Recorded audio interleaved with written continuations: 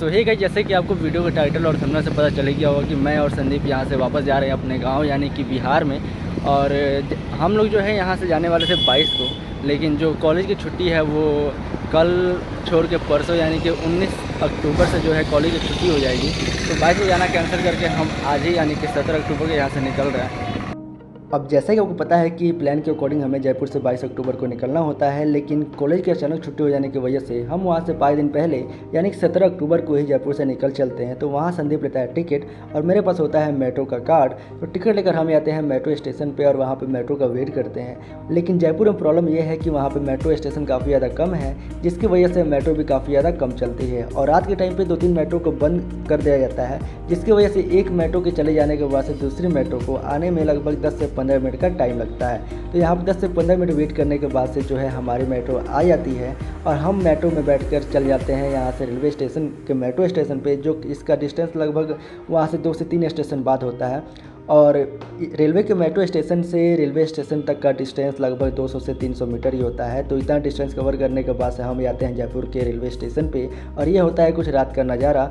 अब यहाँ पे ट्विस्ट ये आता है कि हमारे पास, जैसे आपको पता है कि हम अचानक से निकले होते हैं, तो हमारे पास ट्रेन का टिकट नहीं होता है। तो हमारी जो जर्नी होती है वो हमें करनी होती है ट्रेन के जनरल कोच में।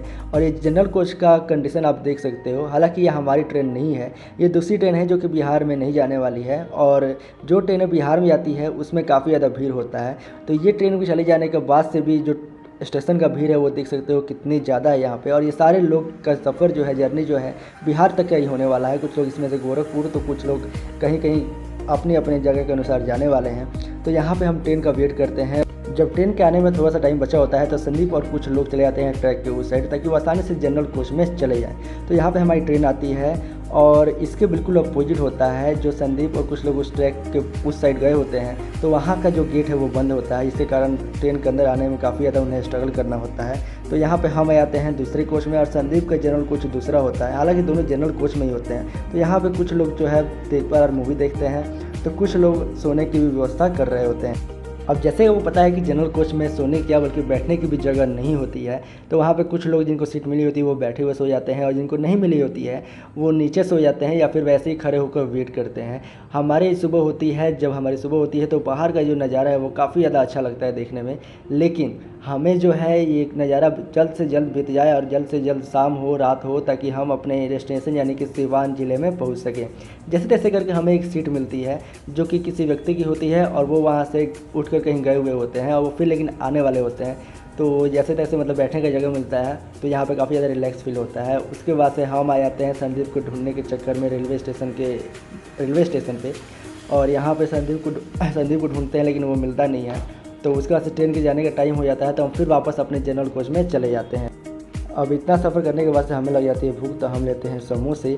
उसके बाद से हमारा अगला स्टेशन कानपुर होता है, तो वहाँ पे हम उतरते हैं और वहाँ संदीप को ढूंढते हैं। तो फाइनली हमें संदीप जो है मिल जाता है। तो यहाँ से संदीप और मैं एक बोतल में पानी लेकर आ जाते हैं एक ही कोच में, जो कि हम जिस टाइम पे चढ़े होते हैं वहाँ पे अलग अलग कोच होता है हमारा। तो यहाँ पे हम एक कोच में आ जाते हैं और भूख लगी होती है, तो वहाँ से हम केले खरीदते हैं। केले खाने के बाद से वहाँ पे एक चने वाले आते हैं, तो उनसे हम चना लेते हैं और उसके बाद से समोसा फिर वापस लेते हैं। और इस समोसे में क्या होता है मैं आपको दिखाता हूँ। समोसे में कुछ इस प्रकार से आलू भरा होता है और जैसे कि हमारी सीट वापस चली गई होती है तो हमें कुछ नीचे बैठ कर चना खाना होता है।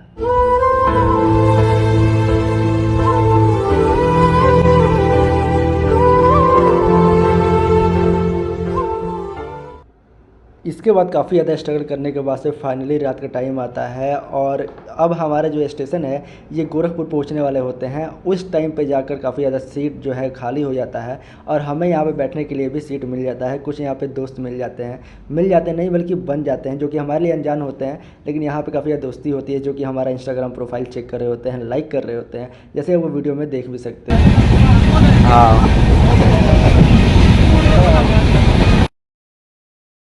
तो फाइनली लगभग 24 से 25 घंटे स्ट्रगलिंग ट्रेवल के बाद से हम आ जाते हैं अपने डेस्टिनेशन सिवान में।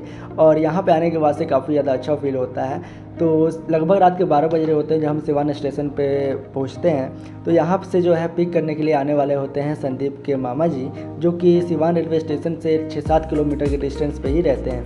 तो फाइनली वो आते हैं, उनके साथ बैठते हैं और बैठ कर चले जाते हैं उनके घर पे। उनके घर पे पहुंचने के बाद से हम खाते हैं खाना, और खाना खाने के बाद से सो जाते हैं। लेकिन ठीक से नींद कंप्लीट नहीं होता है कि हमें जो है सुबह उठने की एक्साइटमेंट होती है, घर जाने की एक्साइटमेंट होती है, घर से लोगों के मिलने की एक्साइटमेंट होती है।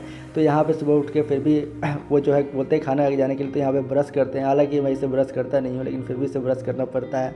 तो यहाँ पे जो है कुछ इस प्रकार का ये ब्रश होता है जिसे हमें दतवन भी बोलते हैं। तो यहाँ पे कुछ नाश्ता करते हैं क्योंकि खाना खाने का टाइम होता नहीं है। तो यहाँ पे नाश्ता करते हैं। नाश्ता में होता है बिस्किट और एप्पल।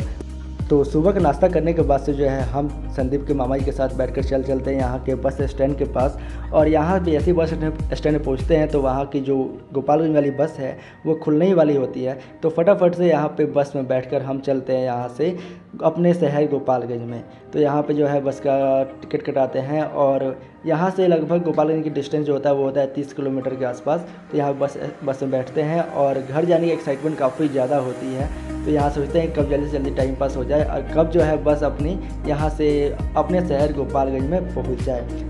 तो लगभग 1.5 से 2 घंटे टाइम पास करने के बाद से जो है फाइनली हम पहुंच जाते हैं अपने शहर गोपालगंज में। और गोपालगंज में पहुंचने के बाद से हमें काफ़ी अच्छा फील होता है। उसके बाद से जो है हम यहाँ से लेते हैं ई रिक्शा लेने के बाद से संदीप यहाँ से अपने घर की तरफ रवाना हो जाता है और मैं चले जाता हूँ अपने घर की तरफ। लेकिन ई रिक्शा लेकर हम चले जाते हैं यहाँ से जादवपुर मोड़ के पास, क्योंकि वहाँ पर जो है क्रिस आने वाला होता है और घर पर किसी को पता नहीं होता है सिवाय मम्मी जी के कि मैं जो हूँ यहाँ पर आज के दिन आने वाला हूँ या फिर पहुँच चुका हूँ। तो यहाँ से जो है यहाँ पर मिलता है हमें क्रिस, और क्रिस का रिएक्शन मुझे देखकर कुछ इस प्रकार का होता है।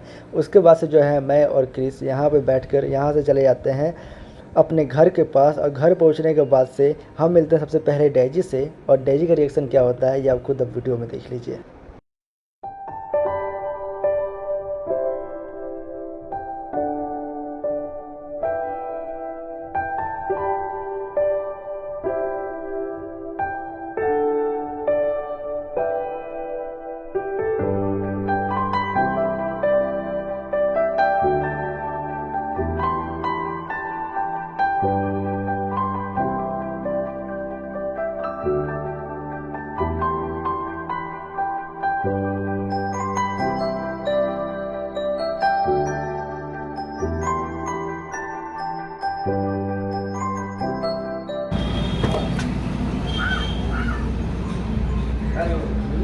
आपको हाथ देर होगा हमारे के आगे भी आया वो दिवाली